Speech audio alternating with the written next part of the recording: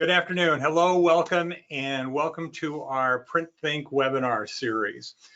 So this year we've been focusing on automation, and today we're going to be focusing in on visual inspection. But before we get started, I want to do just a little bit of housekeeping to remind everybody who hasn't been on one of these webinars before.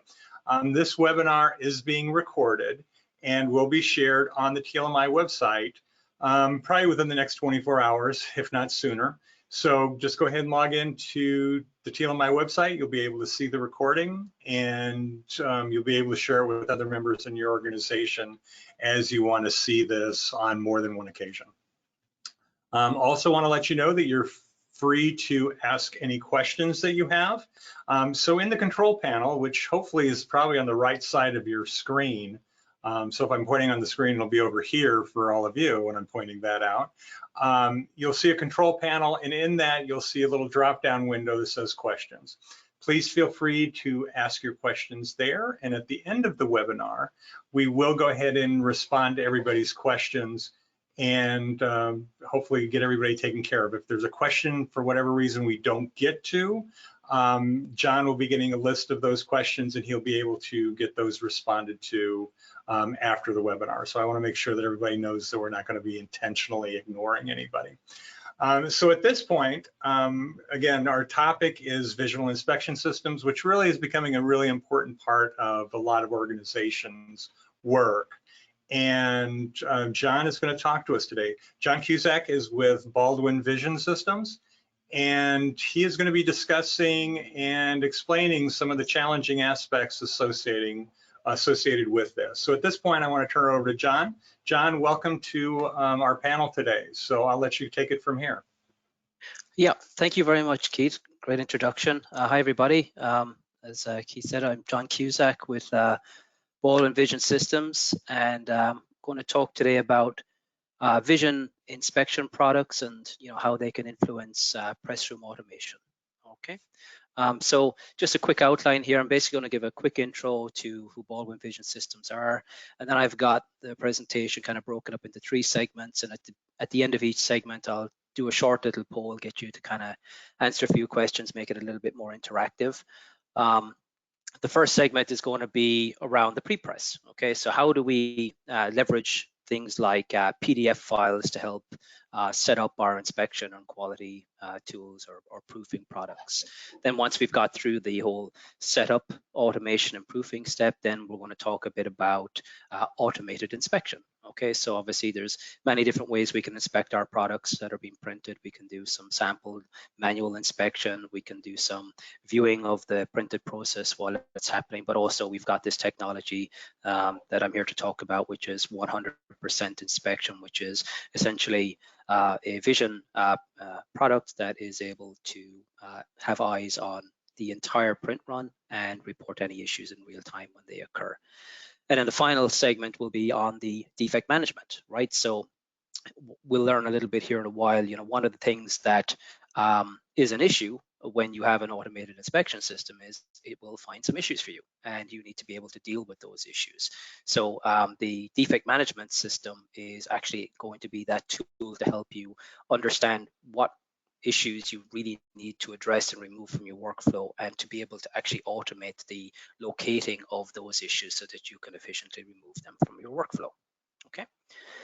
So just again, a little bit here about Baldwin. So Baldwin Vision Systems is a coming together of a number of legacy companies that are also had vision inspection products, Verification Systems Limited, PC Industries, which you probably may be very familiar with in North America, and then QuadTech and Vigitech.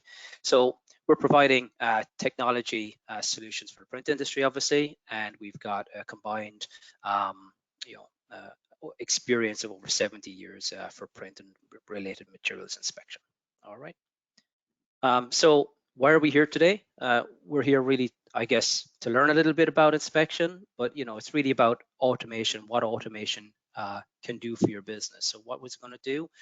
Automation can drive efficiency within your business. It can help you reduce make-ready times. It can increase your capacity to deliver product. It can certainly help you to improve your quality, be that outgoing quality to your your brand owners, your customers, or internal quality as well to kind of improve your margins. And ultimately what it is helping to do is act as a kind of a risk mitigation tool. So it can help eliminate returns due to lower quality product or to defects that might get out into the market, and obviously, you know, the consequence of potentially losing business or your particular brand in the market. All right. So getting into this first section here, then this is all around the pre-press. Okay, so we want to talk about how do we use information or files, let's say, that are available in prepress to help set up and automate some of this defect management process. So the first area here is around automated job setup. All right, and one of the things that we want to kind of point out here is that, you know, I think everybody probably on the call is familiar with PDFs, right? And you know what PDFs are used for. They're used by brand owners to kind of create and communicate artwork requirements through the pre-press, and then eventually, obviously, to create plates, cylinders, whatever there might be to drive the printing process. Some of those pre-press systems are maybe proprietary systems that are available in the market. There might be MIS systems like Label Tracks. It would be a good example, right? But the only thing that these systems need is really a PDF file. So it doesn't have to be from, you know, an expensive third-party software solution. As long as you have access to the PDF file for a given product, and you're able to provide a PDF in a way that allows the system to identify the finished product or the area of the finished product within the PDF that would need to be inspected, you can use it to basically set up the job offline and ahead of time. The benefits, obviously, of doing that are you're not using expensive press time to kind of complete the setup process when you're doing the print run. And you're also, you know, assigning it to different people, probably higher skilled people within your organization who are, you know, maybe more tech savvy, you know, are able to use, you know, these kind of user interfaces tools, you know, that might be similar to Adobe and things that, you know, people who use PDFs in their day-to-day life potentially. So the idea here is that you can take a PDF and you can use it to say, this is my job, this is what I'm going to print, and I'm going to set up the label size, the number of labels around it in one print repeat, and then I'm also going to set up things like what is the sensitivity or inspection tolerance I want to apply to the job. So is this a very high quality product that I have a very tight tolerance on, or is this more of a general product, again, depending on the end user or the end customer. And then other setup parameters like the lighting. Okay, what lighting profile do you need to use? Is this a paper label? Is it a clear label on a clear backer? And those are things that drive some of the decisions when you're setting up the pre-press job. So essentially, you can create the job offline and ahead of time. And then when the job hits the press, the operator simply has to choose the job file from a hot folder and then hit the inspect button. And the system will then go through its training cycle and then come up and run and start inspecting. So the idea here is that it's quick. It is very, very simple use case for the operator. So it's very unlikely for the operator to make a mistake, and, you know, it just reduces the level of training that the operator needs to be able to get the full value of the product. Okay. Then there's another area where we can use PDFs sort of in pre-press, but also now as we sort of transition into the make-ready process and starting to actually get into early production. One of the sort of the potential risks with having just an inspection system on a printing press is that while it's a very sophisticated tool, and we'll talk a little bit about it here in a while, it also, without this proofing functionality and without a reference PDF, is really relying on the skill of the operator and the process of setting up the job to provide the image from the press that is the image that the brand owner is expecting. So if you put the wrong job on the press, the inspection system will train on the images that the press is producing. And as long as that image doesn't vary, the inspection system will not see any problem. So that means you can run a completely incorrect job, or you can run a job that maybe has some copy error. Maybe it's got the wrong language, for example, in the nutritional panel or something like that, and it's a completely wasted job. Okay, so what the proofing tool does is it allows you to take the PDF reference file that the brand owner has signed off on, and then when you are training your inspection system, when the operator selects the job file and hits the inspect button, automatically when the reference image is acquired from the inspection system on the press, that image is then compared to the PDF file, and any differences are surfaced to the operator visually on screen. So you will see in this example here, we have this dietary supplement label on the left-hand side, and this is our PDF reference. On the right-hand side, we have an issue that the proofing step has identified, and that issue is the missing period. Okay, so what's happened here is that perhaps there has been an error in the prepress or in the design of the label, where this was a 25 milligram put in by the user, but in actual fact it should have been 2.5 milligrams. So obviously it's a 10 times error. That could be a serious issue if this is a medical label, and it's advising the user on a dose that they need to take for whatever condition they have. So this proofing step is extremely important. And in general, you're not going to have issues, right? 99 times out of 100, you're going to run your job and everything will be fine. You'll have everything correct when you start. But the one time that you're not, this is where this proofing technology basically pays for itself instantaneously. Okay. So again, the point here is that it's going to alert the operator to any inconsistencies between the artwork and the master image. All right. So what I'm going to do here at this point is I'm going to do my best here to initiate a little poll, and I'm going to start with one of 4 questions for this section. So hopefully you can see that question now. I'm able to see it on my side, John, so we Yep. should be good. Thanks, Keith. Yep, and it looks like we've got a good number of votes here. We're over 60% now. I'll just leave it open for another couple of seconds here. Okay. All right, I'll close this one out. Thank you very much. And I'll just jump to the second question and start that one.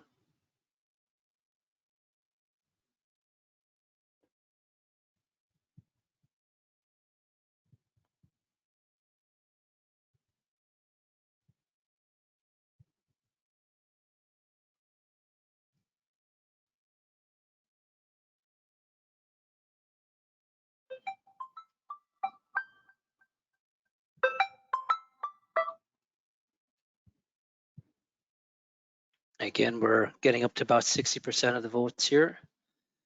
Just give it another few seconds. Okay.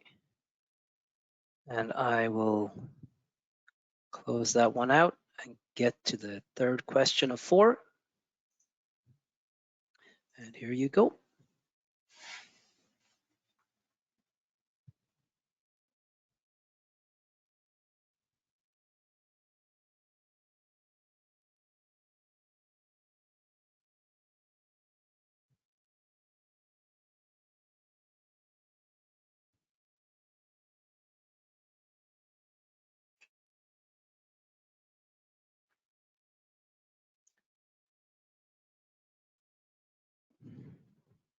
And again, we're just kind of hitting that 60% mark. So again, I'll just give another few seconds here.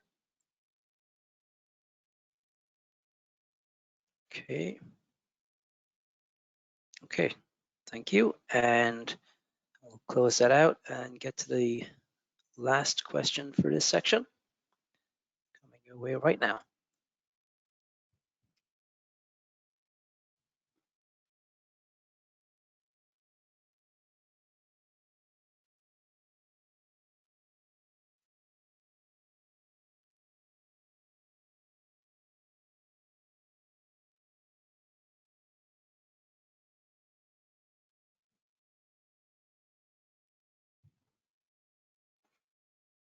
Okay, yep, getting over at 60% again, so just another few seconds.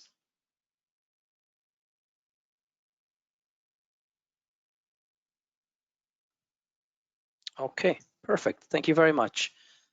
All right, so I will now continue here, getting on to the next section, which is the automated inspection part, right? So this is where we'll get into being in full production and what can an automated inspection tool do.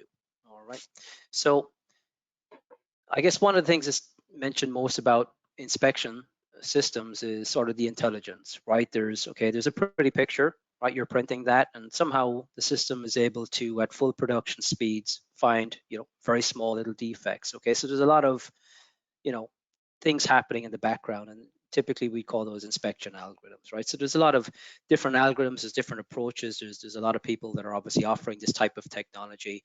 And again, I just want to talk through a couple of things that we do, and obviously some other general tools that are available as well in many systems. First up here is a thing called object inspection, and I'm going to touch on that here in a slide or two. Just going to kind of just run through quickly what I want to talk to here. Another one is learning algorithms, and again, I'll explain why it's important that the system is able to kind of learn what's going on, and how it sort of creates a kind of a practical or kind of a pragmatic use of the product.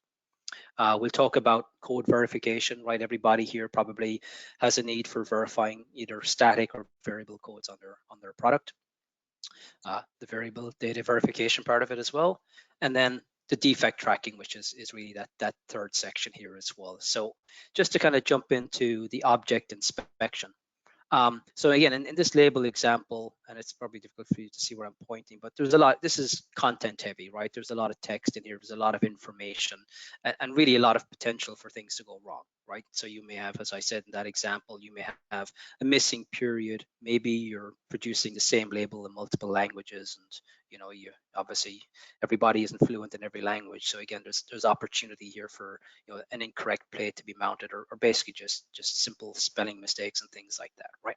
So what we want to be able to do with the system is sort of basically be able to roll with the punches, right? Because the printing process is dynamic.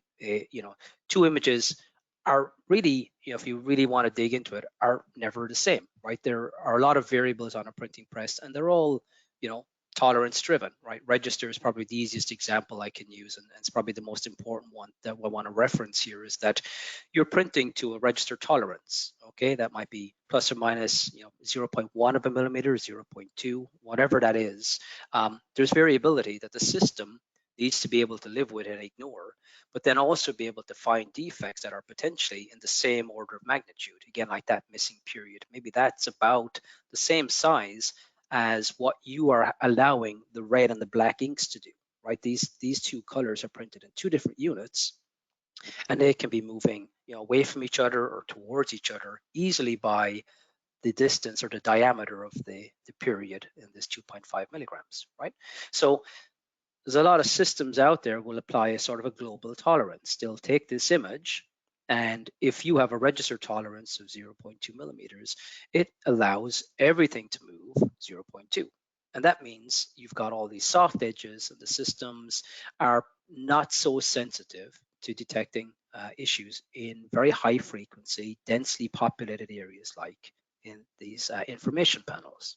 Okay, so because of the object-based inspection, we're able to dial in and identify each one of these elements individually and track them independently, which means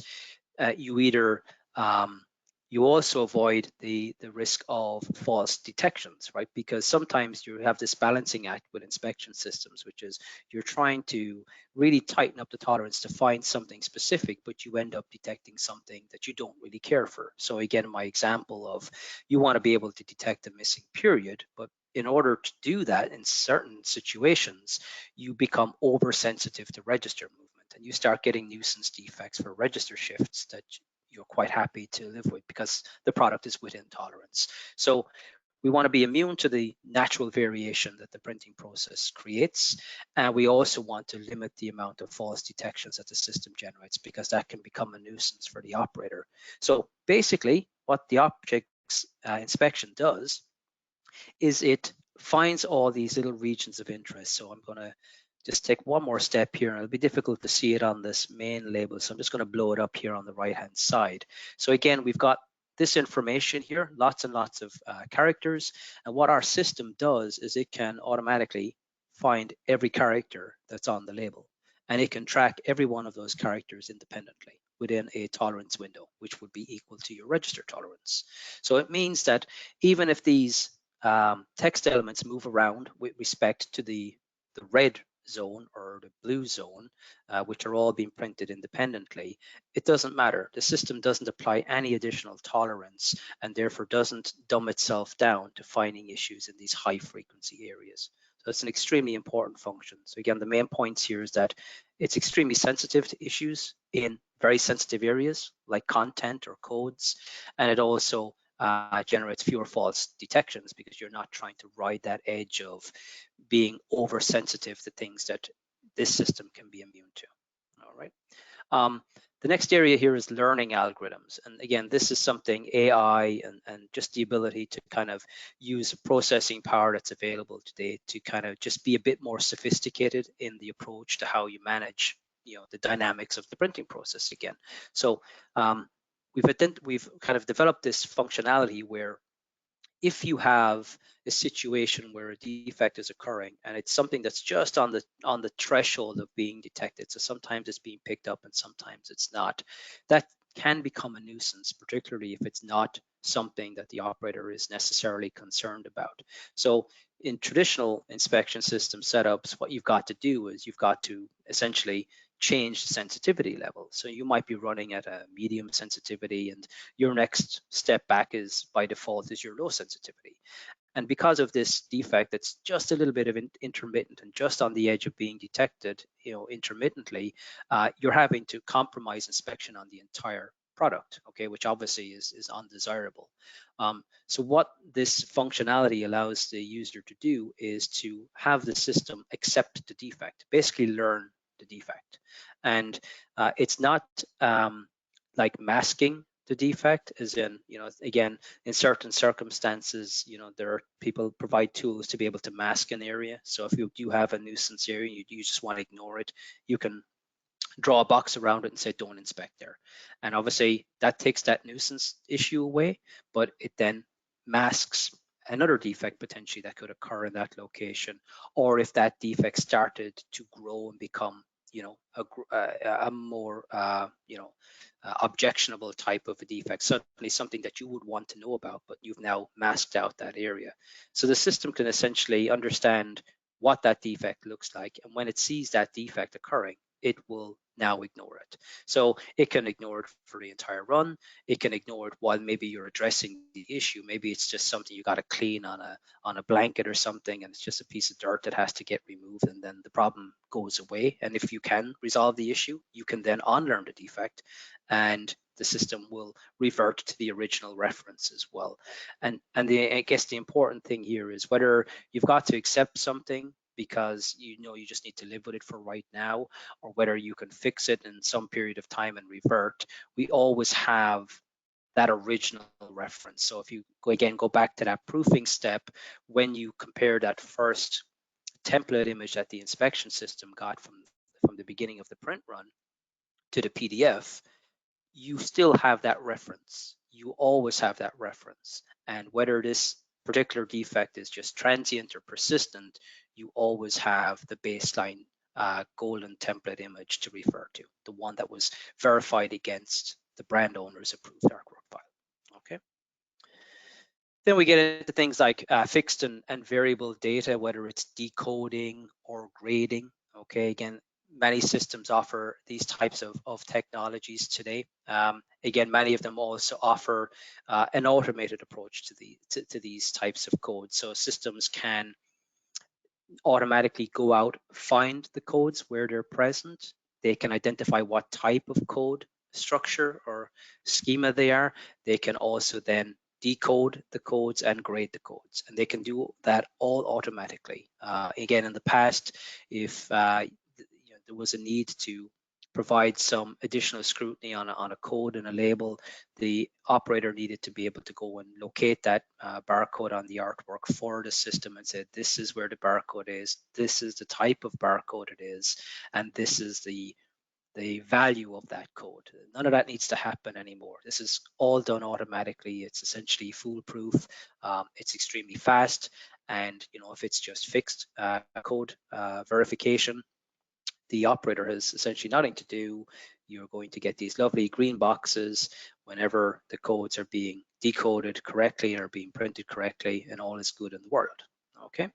Then, of course, there's the variable code side of things as well, where you may have a location on your label where the data is going to be changing continuously, right? It may be a linear code, a 2D code, it may be an alphanumeric string, whatever it is.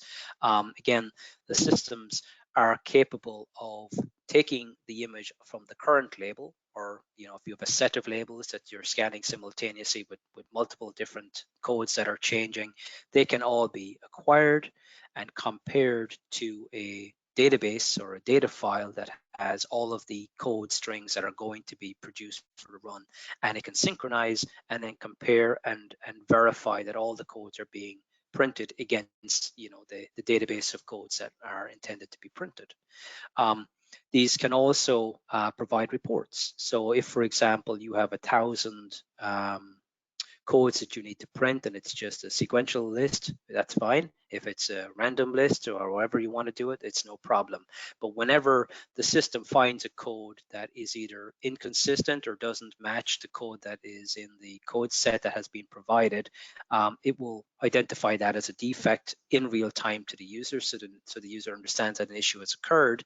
But it will also then save that in the database, and it will allow you to create a report and identify which of the codes did not get printed correctly in the run, so that you can arrange either reprint those codes or to remove them from the workflow as needed. Okay, so these tools have become very sophisticated, and I know that serialization and variability within artwork is certainly a very, very growing trend, particularly with digital print applications, hybrid applications. So again, it's something that these inspection systems have you covered. Okay, and just kind of a quick visual here of kind of some of the defects you would expect one of these types of systems to detect. Obviously hickeys, filled in text. Again, this is sort of a very important one, because again, text elements, again, depending on what type of print you're doing, but oftentimes your content is critical, whether it's a code, whether it's some information. Issues in those areas are typically difficult for inspection systems to find because they're so busy. Obviously a hickey, just a change in color localized on a flat colored background, it's very, very simple for systems to detect. But again, probably not as critical a defect to find. So again, systems like the PQVR product here actually automatically put a higher kind of tolerance on the content areas, because again, of the algorithms that are used when the system is trained, it automatically understands that you've got a QR code or another type of code or text elements that are critical, and it applies a higher tolerance automatically to those zones. All right. So at this point, I'm also going to start the next set of questions. And I'm going to interrupt you for a second, John. In part of my training with you before we did our webinar, I didn't show that we can share the results. So after we're done, after you get done with this first one, I'll go ahead and share the results so everybody can see how the audience participated, because this is not a secret ballot. So yeah, very good, perfect, thank you. Do you want to do that now? Do we want to just kind of share, or? We can go back if you'd like. We can show what the first ones were. So I'm going to go ahead and show the first one. And that was in regards to, do you have access to PDFs to use for proofing or online setup? 93% said yes, 7% said no. The second one after that was, let's see, can you build PDFs with the following characteristics? 79% said separate layers, artwork, style lines, non-artwork items, and then 50% said consistent name layers, which I thought was really pretty good. Mm-hmm. Let's see. Then the third one is, where do you get your PDFs? and you create the PDFs designed for your customers, 80%. You receive PDFs from the brand overs, 73%, and you receive PDFs from prepress houses, 33%. So obviously a much higher number than I probably was expecting, which shows a real trend to where the converter is doing a lot of the work on their side. And then the last one of the PDF part was, do you manipulate PDFs in any way? Create layers with 64%, create separation 71%, modify customer artwork and send for approval 90%, and then other 14%. So a very high percentage of those who are modifying or doing some modifications for the customers after the fact. Excellent, thank you. Okay. Yeah, I'll let you take it from here now. Okay, thank you. Yeah, and just to comment, there was one of the questions was around consistent layer naming, and I think the number was like 50%. And again, maybe just let you guys know why that question was asked, because one of the things that the systems can do is, in terms of automating kind of the, if you like, deconstruction of the PDF, is that if the system can find a layer that's named in a particular way, it can do something immediate. So the best example I can give you is, say, the die line. All right. So the outline of the finished product within the PDF and only the printed details within that PDF area, that's the piece that the system needs to compare to the image that's coming from the inspection system. And while it's possible, and there's no problem doing this, to go in and to manually say, this is the area I want you to verify or prove against.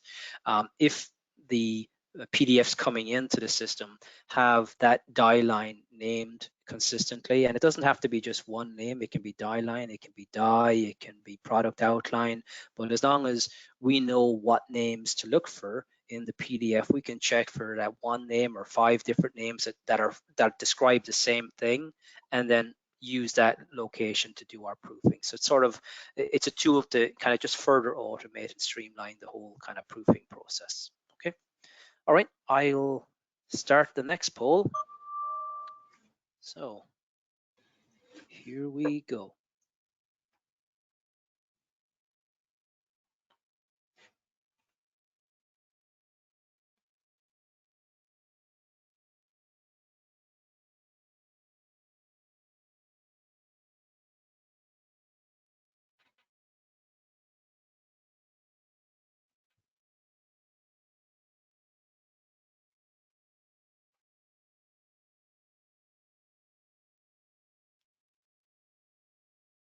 So we're a little under 50% on this one. So I'm just going to give another few seconds here.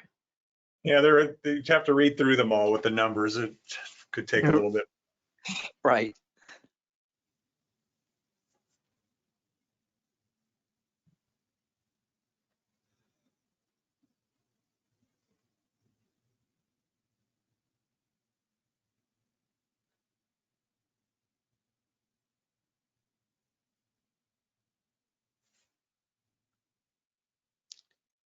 Okay, we're into the 60s. Okay, another few seconds. Okay. Now you can go ahead and, once you close the poll, then you can share the results. Will I share this one right away then? Is that yeah, let's go ahead and do that. Just so if you have any commentary you'd like to share about the question and the results they saw. I actually am trying to remember what the question was. You should see it there. What percentage of presses in your organization are equipped with inspection equipment? I know. Okay, I just needed to stretch the window. Yeah, okay. So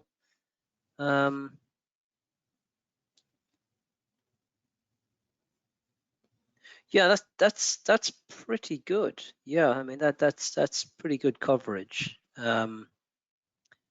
It's sort of what I'd hope to see. And again, it kind of just speaks again to kind of the audience here, right, and their understanding of the technology. And I'm sure many of the guys on the call here are just interested to learn a bit more about maybe what alternatives are out there or what's new in inspection, rather than necessarily needing to understand what inspection is. So that's very good. Yep.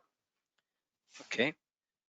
So I will jump to the next one. Right. And there's only 3 questions in this section, by the way, just so that everybody know. They're a little bit longer, but just 3 of them.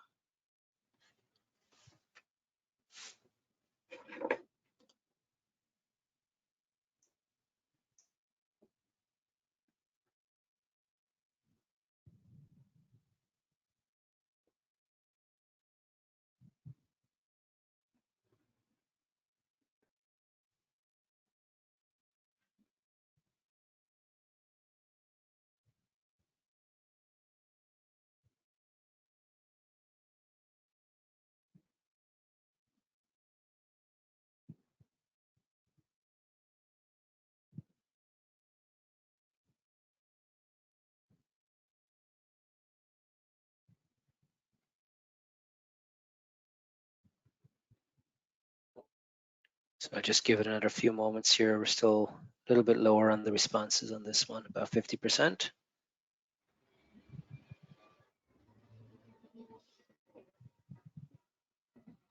Okay, seems to be holding fast at 53. I guess we'll stop it there and Okay. share the result on this one. Yep. So again, this is not unexpected. So this is sort of consistent with what we see, I guess, generally, you know, as Baldwin in the industry, is that the proofing side of things definitely doesn't have the same level of penetration as inspection. But again, I think that the main point, again, considering a lot of you, are probably very familiar with inspection technology, I mentioned earlier, is that you're sort of at the risk of how you set your press up and your process for getting set up on press to start a job. Because as clever as inspection systems are, they're also really a dumb comparison engine, right? You tell it what it should look for and it will look for that. And if that doesn't change, then everything is good. But this is where you can run the risk of having a significant issue with a customer, having a recall or having to rerun a product or potentially something worse, because if you put the wrong plates on the press, or you have something that's damaged on one of the cylinders, plates, whatever it is that is changing the meaning of something or making something illegible, an inspection system will not see that. You really need to have the reference PDF, something that's being signed off by your customer as sort of, this is what I'm expecting, and then you can verify that that content is as it should be, and then you're doubly secure. So inspection is extremely important, but I think people may not really grasp just how important proofing aspect can be here as well. Okay, right. So I'll start the 3rd question.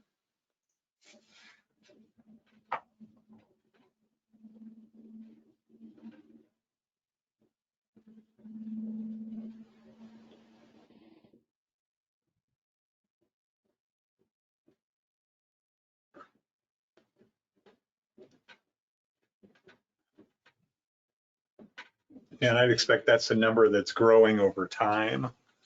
I was about to say the same thing. Yeah, I was going to say I'd love to get the same responses in even 12 months, or a couple of years from now. But yeah, Oh, yeah. there's definitely a trend towards the variable side of things. Yep.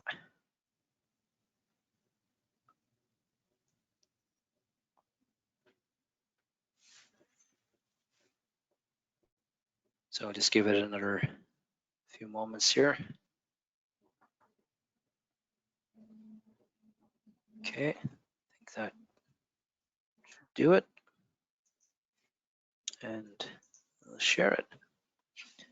So again, not a huge surprise here. Again, I think the majority of you probably have little to no variable content in your work, but I see there that 20% of people have a huge amount of variable content within their work, and I'm sure if they could speak here, I'm sure they could speak to maybe how that mix has changed over the last few years. But I imagine it's certainly it's a growing trend, no doubt about it. Okay. All right. I will jump back to the presentation. I don't know if I'm still sharing the results there. Is that There okay? you are. You ready? Okay. All right. So then to jump into this final section here, which is sort of defect management, just data, how you can use data, and even just a little bit on sort of IoT, cloud-based kind of information systems or intelligence systems as well on the back end here. Okay, so defect tracking, like again, now that I kind of know you all a little bit better, okay, maybe a lot of you might even be familiar with this concept and maybe you're utilizing some of this too, right? But the idea here is that inspection systems are great at finding issues, but you know, there's two parts to that. One is you get the early warning of the issue, so you can take, you know, corrective action, you can address it as it happens, and that allows you to kind of minimize the impact of that waste event, right, and reduce the amount of waste in your workflow, which obviously is fantastic. But there is also defects in your workflow now, right? You've just detected them, and you need to be able to kind of take time to understand the nature of those defects and make essentially, you know, strategic or maybe tactical even decisions about how you want to treat that defective material. And once you've made those decisions, you also then need to actually implement the decision in an efficient way, right? How do I find that defect I need to replace or that label I need to take out and put a good label in its place, right? So it's about informed decisions, like I said, right? So basically, we talked about inspection on the printing press. All right, so it doesn't have to be on the printing press, right? I'm sure a lot of you guys as well. Maybe that should have been a poll question. You know, are using, we'll say, inspection rewinders or inspecting and finishing, right? Because maybe you've got a handful of really critical customers that demand inspection, whereas in general you don't need to apply inspection, and you can funnel work into that particular rewinder or slitter, right? But there's definitely a trend for inspection on press because it allows you to catch these issues early in the workflow and drive that waste out of your workflow, right? And just improve your overall efficiency, right? So we're on press, we find our issues, we deal with what we can, and we record the rest. And that role map or defect map is then communicated to a database, okay? And in that database, we want to be able to go take a look at that defect map. So just like on press with the inspection system, which is giving you defect notifications and showing you the images of defects in real time, it's also giving you sort of that real-time view of the map of defects as it's growing. You also have an editing workstation or a tool to be able to look into the database, and with obviously, as you can tell here, a very similar user interface. You can go and look at the exact same events historically. You can go back to the last roll, you can go back a month to a job you ran, you know, back at the beginning of the quarter, whatever it is, and you can go through all of the defect events that were recorded. And what the database is allowing you to do is, you know, put eyes on the issues and make quality decisions. You know, is this a defect I really need to remove? Is this something that, you know, I can ship because I don't have a zero defect, or my customer doesn't demand zero defects from me, right? Because it will vary by product, by printer, by customer.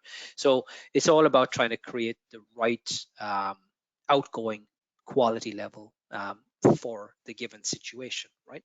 So what we're doing at this step is we're deciding what's really bad. What am I really going to actually stop and remove or replace? All right. So I'm going to have sections that remain red or bad that I want to take out.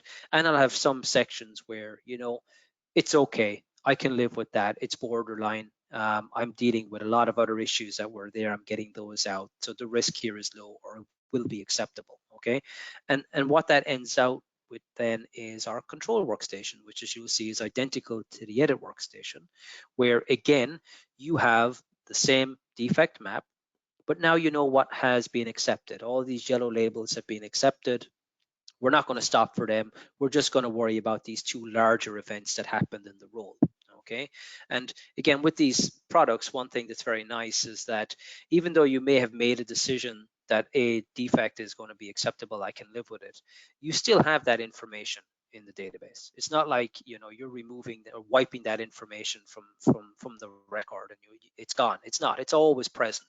You can always go back to these individual labels, and you can look at that defect again. And maybe actually, if you haven't actually processed that roll physically on the slitter, you can continue to make quality decisions at this step of the process as well, where maybe an operator is going to review these and go, actually, no, we should probably take that one out too. But again, systems like these are flexible. You can limit the decision-making points. You can open them up so that the operator can decide to mark a defect out here as unacceptable because it's a mill splice or it's something gross that needs to go. Or you can say, no, I'm not going to do any of those things there. I'm going to make all my decisions in the QA department, or I can do it in finishing or anywhere else. Okay. And again, as I said, at the end of the day, what we want to do is give you tools that allow you to make good business decisions. We'll call them quality decisions, but at the end of the day, it's about driving your business forward, and it's about really minimally meeting your customers' requirements, right? You want to give them everything that they're willing to accept and nothing less. Okay, so commercially acceptable output could be 0 defects, it could be 2% defects, it could be defects that are all below a certain size. Whatever the requirement is, this tool set allows you to make those decisions so that you get to that point efficiently. So you're making decisions eyes wide open, you're meeting your customers' expectations, and you're maximizing your throughput, right? You're getting as many labels out the door as you can that your customers are willing to purchase. Okay. And again, just this other little area here, which is sort of maybe it's a little niche still, but I think it's something that's really growing, is just the use of IoT platforms. All right. And Internet of Things. All right. So what is it? Well, it's many things, right? It's essentially, for us at least in Baldwin, it is a cloud-based platform that is not Baldwin only, as in any IoT enabled device that can package up information and communicate it in the right format can be read in by our IoT platform AMP and can be used to kind of contextualize information, right? So the simplest example of this I can give you is our 100% inspection system. So it is IoT enabled. And what it does is it will feed a constant stream of telemetry to the cloud, okay, to the AMP platform. And that stream of data will be things like, how many good labels have I got? How many defective labels have I got? What speed is the press running at? Is the press running? Okay. Am I in make ready mode? Am I in production? Things that are of themselves all sort of pretty basic data points, but they can add up to paint, a pretty informed picture of what's happening sort of as events unfold. And it just doesn't have to be a Baldwin inspection system. It can be a temperature sensor. It can be a UV cure sensor. It can be other devices, other things that are gathering data that are relevant to the printing process and can help put some context around maybe some of the events that the inspection system is seeing, right? So you can start to really kind of layer new data on top of the base data that's coming from all of these edge devices to really kind of come up with real information, things that can really help you kind of at a high level look for, let's call it, opportunity to improve yourself, right? Or improve your processes or improve your equipment, okay? About, getting equipment efficiencies up. And, this little screen grab here kind of shows you a situation here where we've got this live dashboard of a couple of PQVs on a site. So you're able to essentially, with this product, build your own dashboard. This is not a rigid user interface with a fixed set of outputs. This is something that you can build yourself. You can decide to add in this PQV, that PQV. You can say, I want to see this amount of data. I want to see that amount of data. I want to look at it over this timeline. You can sort of build your own view of the data. You can relate data. So you can say, okay, use a stupid example, defect count and time of day. Tell me when I'm getting my most defects. Why am I getting my most defects on the night shift? Or why do I have lots of registered defects when I'm running this type of substrate? Okay, so you can start to, pull things together and start to help figure out, what are all of the things that kind of coalesce to create a good result, or what are all the things that coalesce to cause a bad result. And what it can allow you to do is kind of go, okay, I've got this one system that's killing it. It's doing a really good job. This press is doing everything I hoped it would do. And then I have another press, maybe even on another site, that doesn't seem to be doing the same thing. Yet most of the parameters are the same between the two units, but there are some differences. And again, with an IoT platform, with some Baldwin technology, maybe with a lot of other technology, you can start to pull that information together and communicate it in a very visual way in many different layers within your organization. So it can be at the production level, it can be at the business level. It's just something we see that has sort of huge potential to really kind of look for opportunities to sort of make things better. Okay, so that's sort of the last slide I had. So what I'm going to do here now is just start this last little poll. And again, I think I have 3 questions in here. Yep. You do? So yep. So I'll go launch the first one. I think these will be a little bit quicker.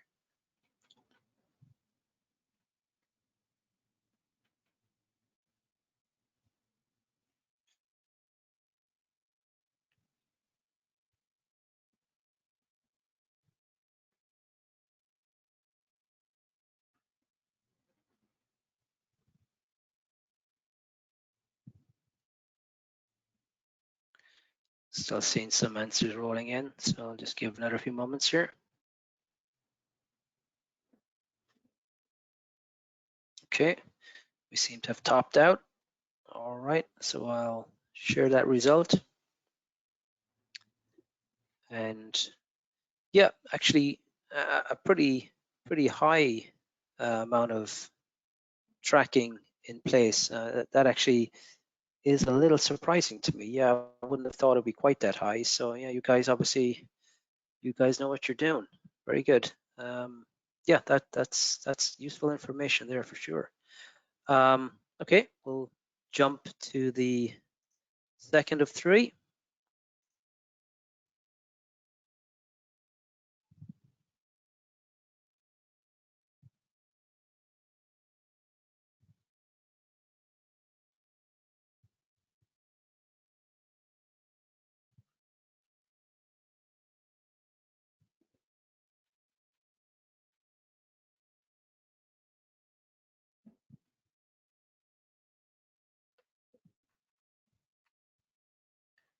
Okay, just give it a few more seconds. Seem to have topped out on that one too. Okay, I'll close it out now. So that's actually quite encouraging here. I'll share that. So yeah, about 60% of you, oh sorry, 40%, I'm reading that backwards, my apologies.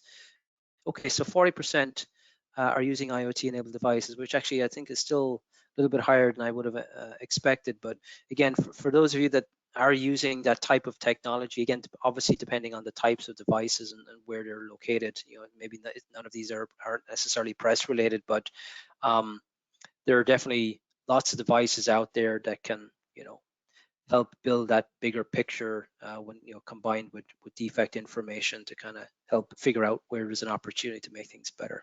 So good. And then our last poll question for today, launching it now.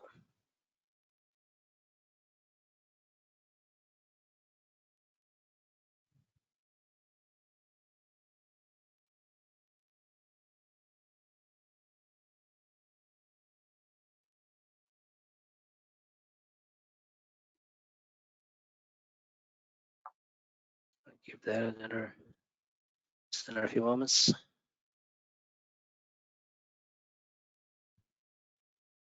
Okay. And I'll close it out.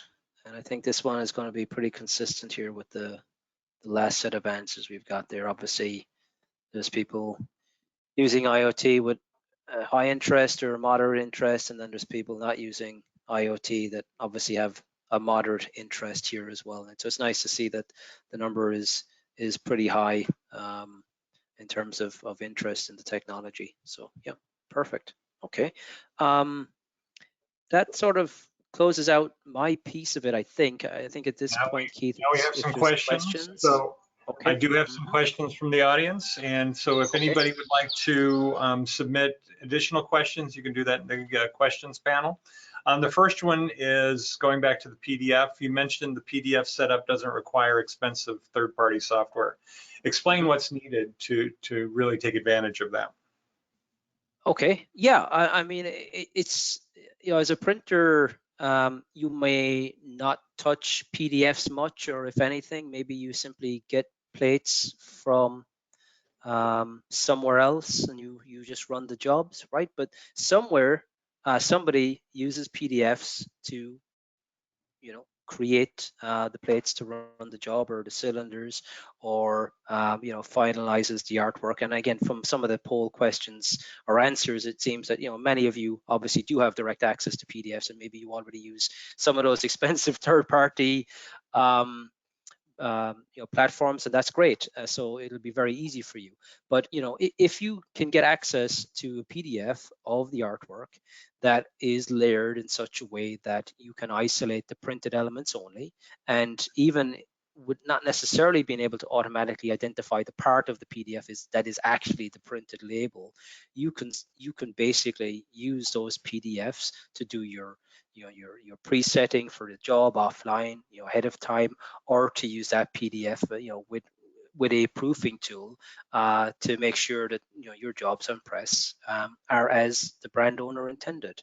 And again, I think, you know, there wasn't a huge usage, I think, from the answers of the proofing technology. And I think, you know, because so many of you have access to the PDFs, I think that's definitely an area, you know, many of you should consider taking a look at, because it seems like you've got the tools, you've got access to that data, and I just think you need to kind of put it to more work. Okay, we have another question now. Why is proofing needed when you have 100% inspection? Yeah, so yeah, I think I said so. So basically, as I said, the kind of the inspection systems are like a comparison tool. Okay, you tell it what it needs to compare to, and it will compare to it all day long. So if you've got the wrong cylinders or plates on the press, or the wrong job on the press, and that it acquires that image and it doesn't change, the system is happy. But in reality, it's the wrong product and you're losing money. Okay, so that's sort of the Achilles heel of inspection technology. And, you know, it's, again, from the responses I've seen there, you know, a lot of people are using inspection technology, but I think it's really that proofing component is a bit that maybe many of you are kind of missing here, and that's the risk that you've got right now, is that you know, operator sets up the press incorrectly, inspection system doesn't know. So Okay. you know, your inspection system is not going to help you. Okay, have another question here, that they didn't understand the issue with object inspection. I thought all inspection systems inspect objects. Yeah, that it's a very difficult one to kind of explain, I guess. And I might, again, I assume I'm still sharing my screen here. I might just try to jump back quickly to, yeah, so just point to it here. But again, if you can still see my screen, right? Yeah. Okay, so basically the system is able to identify every individual character in the text, or every code, or every, you know, character in the code string, and it's able to track it independently. And no system does that. Okay, and every system kind of treats this full inspection or this full label image as sort of a flat thing. Okay, it's one image. It should all move together, and I'm going to treat it as one thing that will move together. And we all know it's not. Okay, it's all moving independently. Each color is doing its own thing within a tolerance, of course. And essentially the point here is that the system is immune to register variation, which means it does not have to apply any tolerances to allow for register variation. And that inherently makes it more sensitive to finding defects in these very high frequency, very, very small objects. So that's the best I can do, I'm afraid. Okay, let's see, we have another question here. How does the tracking system work? Can it find a single defective label? So the defect, yeah. So let's bring that one up maybe. So Yeah, so the tracking system, again, I talked about whether you inspect on a printing press or whether you inspect on an inspection rewinder, which is a bit easier. These systems have the ability to find an individual label, and there's a sort of, the tracking element of it is that you've got a digital roll map. Okay, you've got electronically where all the defects landed, and then you have a physical roll of material. So how do you match the two up? So when the roll hits the slitter or rewinder, how do I know where I'm starting? That's sort of the problem.